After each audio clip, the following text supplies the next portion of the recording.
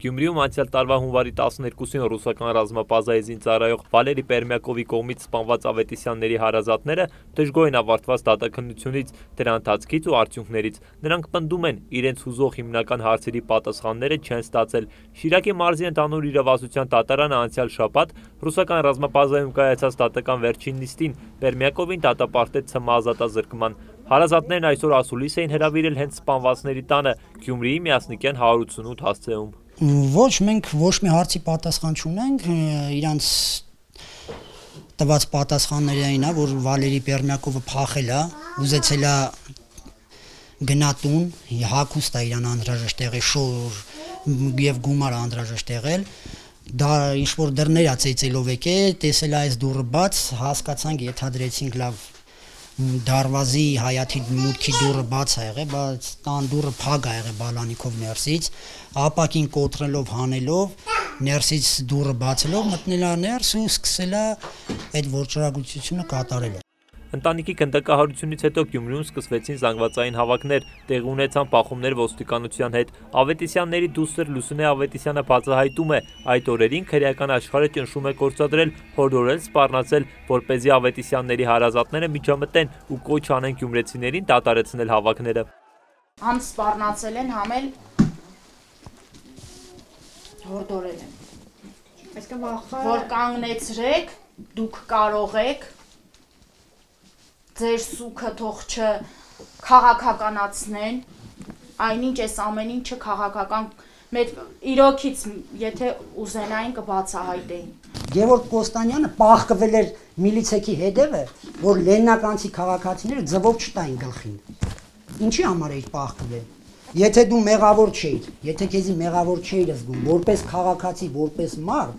դու հենց այդ օրը պետք է հրաժարական տայր։ Ավետիսյանների հարազատները պնդում են, սպանության գործը հեշտությամբ կարելի էր բացահայտել, դրա համար անհրաժեշտ էր, որ պետական մարմիններն իրենց կողքին լինեին։ Նրանք նշում են, որ դիմելու են նաև մարդու իրավունքների եվրոպական դատարան, պատրաստ են անգամ արտաշիրիմում անելու։ Մի հատ գաղտնիք ասեմ իմ սրտից, որ ոչ մեկ չգիտի, եթե եվրոպական դատարանում մեզ նույնիսկ ասեն, որ արտաշիրիմում պետք անենք, ես համաձայն եմ, որ բացահայտվի ամեն ինչ։ Ավետիսյանների փեսան Եգոր Ադամյանը ենթադրում է, որ Պերմյակովի հետ այդ օրը պահակային ծառայության մեջ գտնված 7 զինծառայողները մաս են կազմել ոճրագործությանը։ Նման ենթադրության համար հիմք է հանդիսացել այն, որ դատարանը որպես վկա է ներգրավել ու հարցաքննության կանչել այդ 7 զինծառայողներին, նրանք սակայն չեն ներկայացել դատարան։ Պատժաչափը մեզ չի բավարարել ու չի էլ բավարարի այնքան ժամանակ, մինչև մյուս մասնակիցները այս ոճրագործության չբացահայտվեն։ Ես չեմ կարծում, որ Վալերի Պերմյակովը ինչ որ մի հատ փոքրիկ մարմնով մարդ կարենար սպանել 7 հոգանոց ընտանիք, այն էլ որ Սերյոժ Ավետիսյանի հետ քաշքշուկի մեջ է բռնվել եւ այլն եւ այլն։ Ավետիսյանների բնակարանում, որտեղ տեղի էր ունեցել սպանությունը, ոչինչ չէր փոխվել։ Անցյալ տարվա հունվարին կատարած սպանության հետքերը չէին մաքրվել։ Լուսինե Ավետիսյանն ասում է, որ եթե որևէ բարերար օժանդակի այդ տարածքում կարող է կառուցվել մատուռ, տունը կարող է կարգի բերվել։ Այս մարդիկ այս ամեն ինչը որ դուք տեսնում եք, դառը տանջանքով, աղի քրտին թափելով են ստեղծել։ Ու դուք այսօր կտեսնի տարի ու կես անց արդեն